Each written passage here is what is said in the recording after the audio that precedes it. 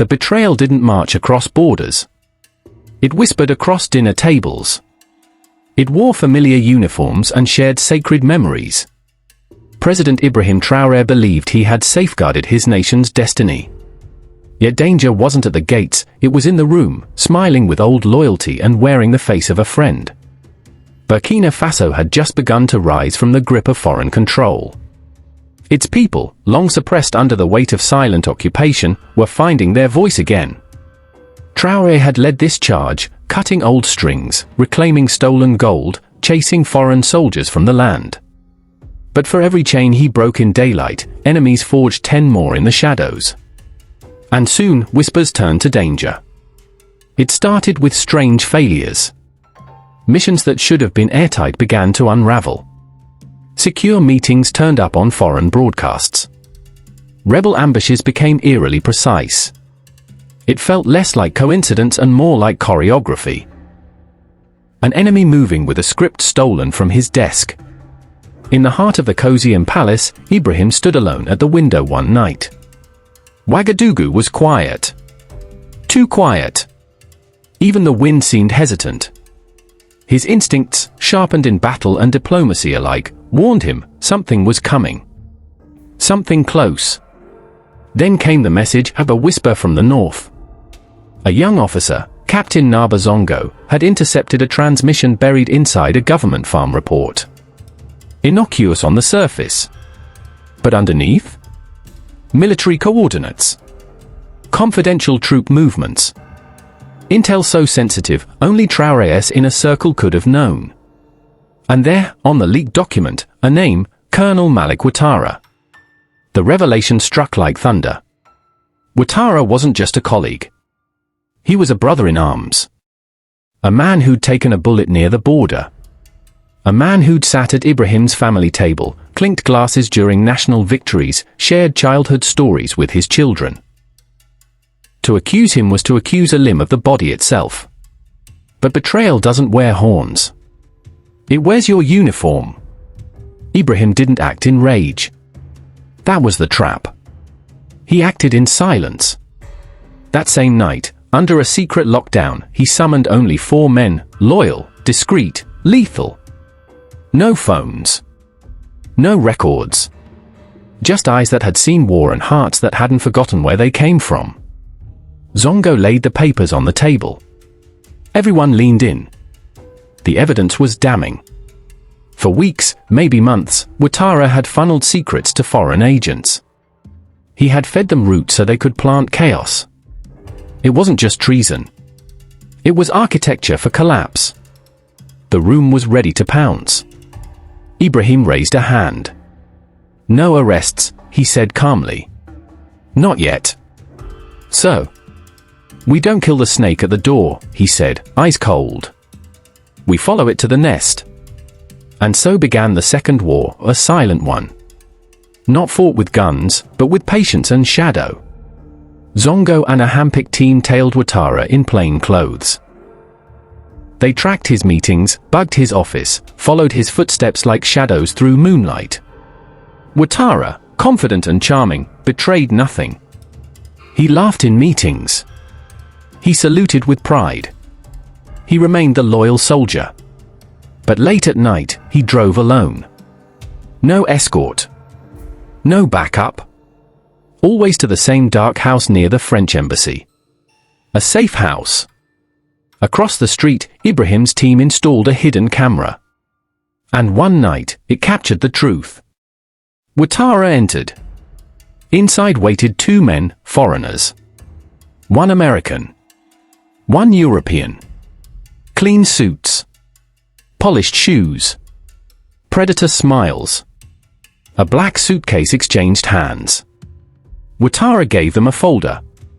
Inside, President Traoré's private movements for the next month. It was no longer suspicion. It was treason, filmed in high definition. But still, Ibrahim didn't erupt. He strategized. The next morning, Ouattara was summoned to a briefing at the Ministry of Defense. The elevator doors opened to silence. No handshakes. No chatter. Just a dozen commandos. And at the center, standing still like a monument, President Traoré.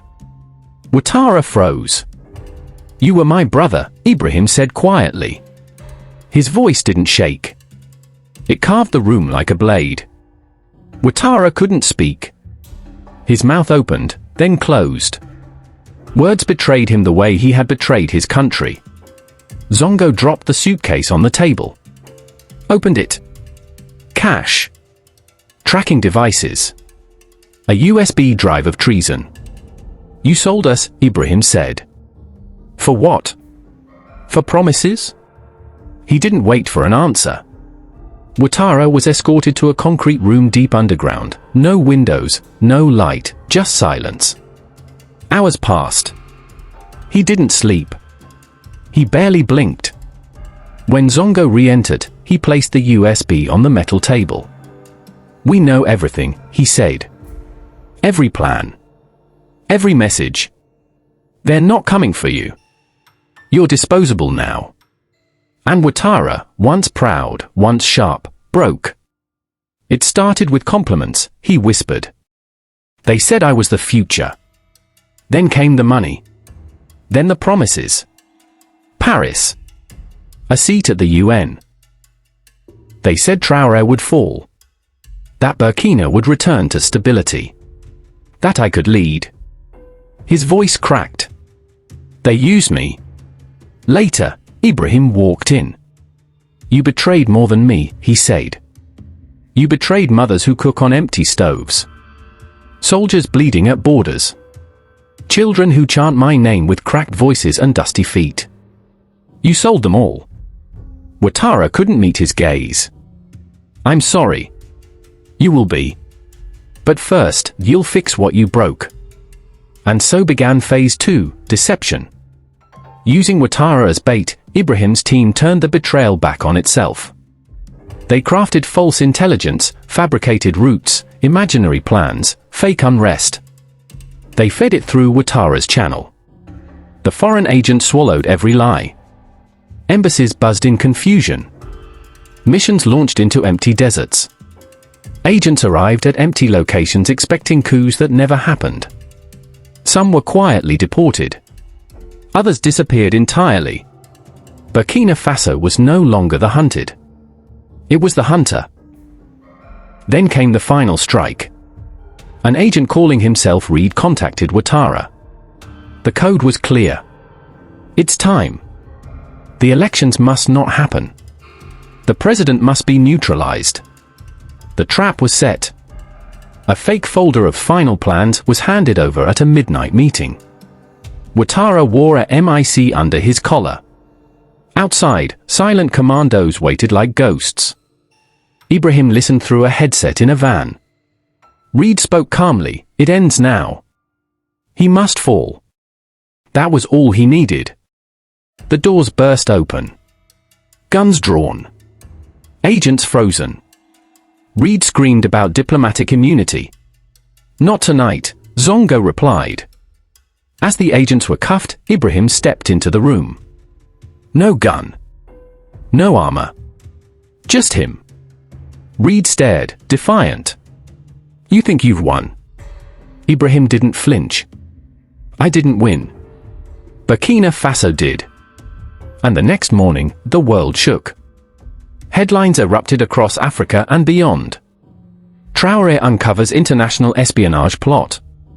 Burkina Faso exposes foreign sabotage scheme. A young president outsmarts the West. Embassies scrambled. News anchors stuttered. Foreign governments went silent. But in the markets of Ouagadougou, the people danced. Traoré didn't just stop a coup. He defended the soul of a nation. That night, he stood on the rooftop of Kosium Palace.